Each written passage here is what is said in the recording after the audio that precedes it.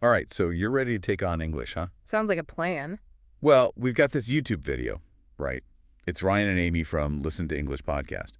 They lay out these 6 steps, 6 steps, okay. but we're not going to just repeat what they said. Right. We're going deeper. Think of it as your own personal guide. Yeah. Uh-huh.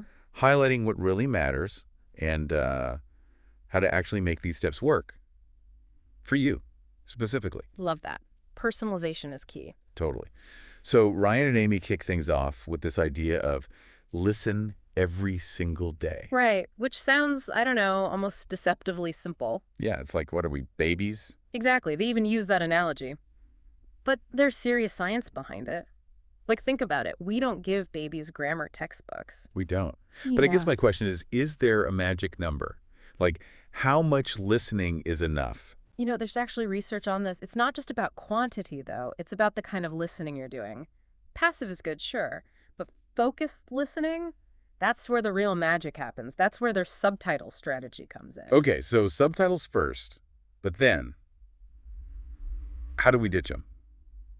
Like, without totally losing the plot. I've tried that, and it's rough. Oh, I feel you. There are definitely some techniques to bridge that gap. You could try things like, what are they called? Closed deletion exercises. Closed deletion. Yeah, where you listen for missing words or using transcripts, but you only look after you've listened. The goal is to get your ear trained, not become like subtitle dependent. Right. Makes sense. Speaking of training, step 2 is copy native speakers. Yeah, they make it sound fun, but isn't that just like mimicry? Does that really get you anywhere? That's what I'm wondering. Well, think of it like learning a musical instrument. You imitate to understand the technique, right? Yeah. So with language, it's not the words themselves so much. It's the intonation, the rhythm, the way it all flows together. That's the music that makes you sound natural. Like you actually belong in the language. Exactly. And Ryan and Amy talk about this thing called shadowing, and that's where it gets really interesting. Yeah, shadowing. I've tried that a bit, honestly. Felt a little silly. Any tips to make it actually, useful? Not just me sounding like a bad voiceover? The key is to be deliberate. Don't just blindly repeat. Focus on specific things. So pick a short audio clip, maybe from a podcast you enjoy, and listen for things like word stress. Where does the emphasis go? Then shadow that, exaggerate it even, until it starts to feel natural. So it's like breaking down a song, isolating the notes to master the whole thing. I like that. There you go. Music to language. It works. It does. Okay, but step 3. This is where things get real, right? Think in English. Yeah, this is the wall a lot of learners hit because we're so used to translating in our heads, which just slows everything down. Oh, for sure. The goal is to make English your default, like the language your brain thinks in. Easier said than done. Any, super practical tips? Well, start small. Instead of translating everything, try narrating your day in English. Even simple stuff, it gets those pathways forming. And this is important. When you hit a thought you can't express, don't switch back. Look up the words. In English, it forces you to stay in that mode. So it's almost like I'm training my brain like a muscle to work only in English. Exactly. And that builds fluency over time. No more clunky translations, just natural flow. Love it. But we've got to actually speak, right? Like out loud. Right. That's step 4. Speak out loud daily. And I know you mentioned in your notes, finding a speaking partner can be tough. It can be. But Ryan and Amy address that. You don't actually need someone else. Wait, really? So I'm just talking to myself? Think of it as rehearsal. Read a book out loud. Focus on your pronunciation. Even better, record yourself and listen back. You'll hear things you wouldn't notice otherwise. Recording myself. Helpful, but terrifying. But you know what else I find hard? Building vocabulary. I feel like I learn words, and then they just vanish. The classic vocabulary struggle. And that brings us to step 5. Learn new words in context. This is huge. Okay, so Ryan and Amy are saying words without context, it's like, I don't know, bricks without mortar. You can't actually build anything. Perfect analogy. You've got to see the whole picture. Right, how those pieces fit together. But how do we actually do that? Beyond flashcards, which, let's be honest, get old fast. Flashcards can be a tool, but they need an upgrade. So instead of just the word and definition, write a whole sentence. Okay. But make it relevant to you. You mentioned you're into historical figures. Oh, big time. Always reading biographies, historical novels, all that. There you go. So let's say you come across a word like, I don't know, treatise in a book about some old treaty. Don't just define it. Write a sentence like, the diplomat presented a lengthy treatise outlining the peace agreement. So I'm not just memorizing, I'm understanding how it's actually used. Exactly. And you can even take it further. Imagine you're writing a historical account. How would you use treatise in your own story? Wow. Okay. So I'm like stepping into the role of the historian. Mm. And using these words as my tools, I dig it, but, all this effort, it's a lot. It is, and that's why the final step is so important. Stay motivated and have FVN. This isn't just some fluffy extra, this is crucial. Because if it feels like a chore, I'm going to quit. Let's be real. Exactly. And that's where tailoring things to you comes in. You're not just learning English in a vacuum. You're learning it to make your life better, to feel your passions. So you mentioned gaming before, right? Yeah, huge gamer. But I usually play in my native language. Opportunity knocks, switch your game settings to English. Suddenly you're learning all this vocabulary, but it's all stuff you're already into. Okay, so I'm not even thinking of it as studying. I'm just playing. Exactly. And think about your other interests. You said you love history, right? Have you ever thought about joining an online forum for history buffs, but who are also learning English? Wow, that's actually brilliant, combining two passions. Exactly. It's about finding those sweet spots where what you love and what you're learning, they come together. And don't forget, celebrate those small wins. Did you order your coffee in English this morning? High five. Finished a chapter in that history book? You're crushing it. I love that. Those small wins, they add up. But before we get too carried away with celebrating, we've got one more big piece to cover, the mindset of a successful language learner. Okay, so we've talked big picture, but let's get down to brass tacks. How do we actually use these 6 steps? Yeah, I know our listeners ready to take action. My notepad's out. Perfect. So Yeah. first up, listen every single day. We said it's about active listening, right? Right. One way to nail that is to make it part of your routine, like those little times in your day. Commute, working out, even doing chores. I've actually started listening to history podcasts when I walk my dog. Multitasking. Love that. And it proves a point. Choose stuff you actually like. If it's Yeah. boring, you'll quit. No one wants to listen to boring stuff. Exactly. Ryan and Amy mentioned podcasts, audiobooks, videos. What are you drawn to? Well, I'm a sucker for a good historical documentary. Of course.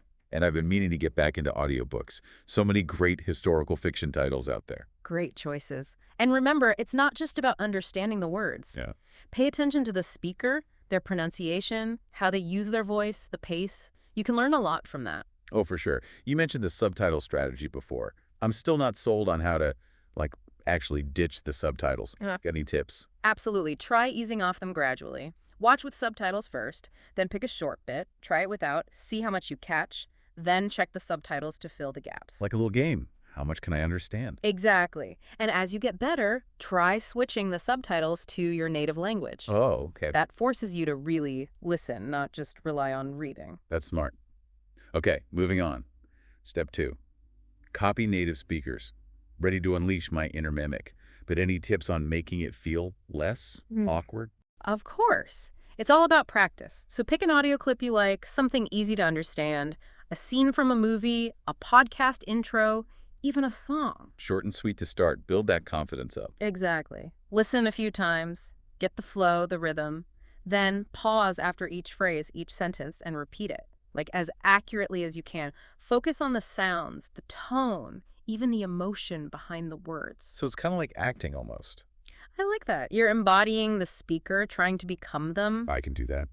Don't worry about perfection. It's about progress. Ali. As you get better, make the clips harder or try shadowing live, no pausing. Challenge accepted.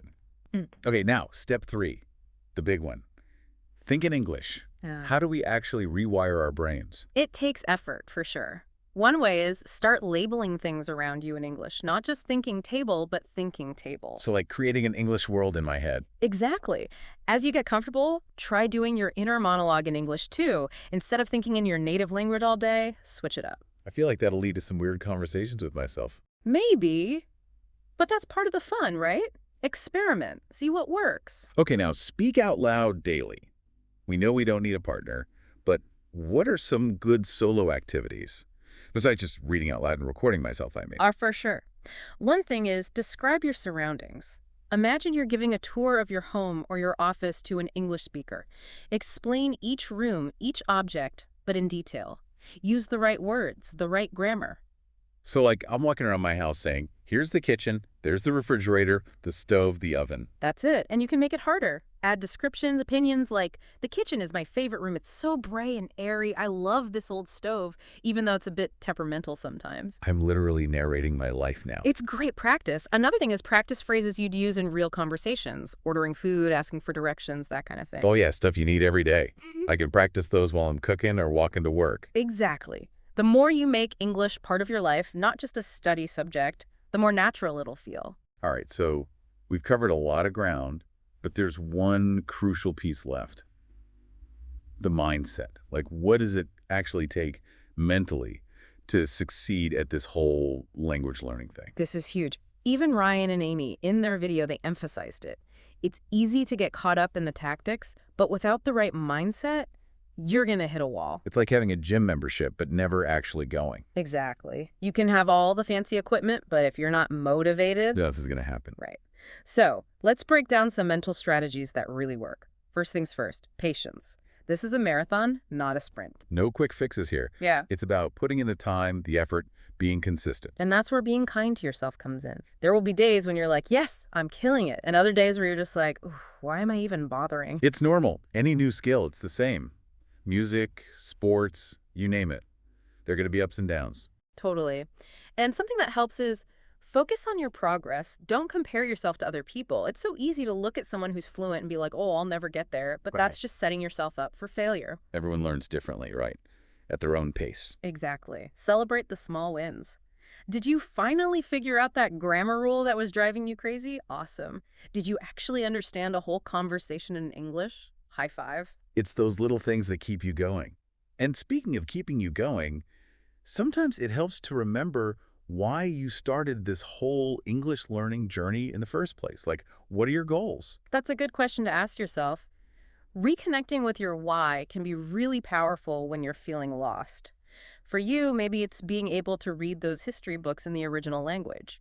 Or maybe it's traveling the world and talking to people from different cultures. Those are definitely big motivators for me. Yeah. But honestly, even beyond the practical stuff, learning a new language, it just feels good. It stretches your brain. You see things from a different perspective. It's a whole new world. I couldn't agree more. It's a journey of self-discovery, and that's pretty rewarding in itself. So to our listener, if you're just starting out on this English learning adventure, we say this: be patient, don't be afraid to make mistakes, and enjoy the ride. Remember, even a journey of 1,000 miles, it starts with a single step. So what's one small thing you can do today to get closer to your goal? Maybe it's finally switching your game to English or joining that online forum. Whatever it is, take action. You've got this. And trust us, being able to speak English, it's worth it. The doors it opens, the connections you can make, it's amazing. Thanks for joining us for this deep dive, and keep practicing.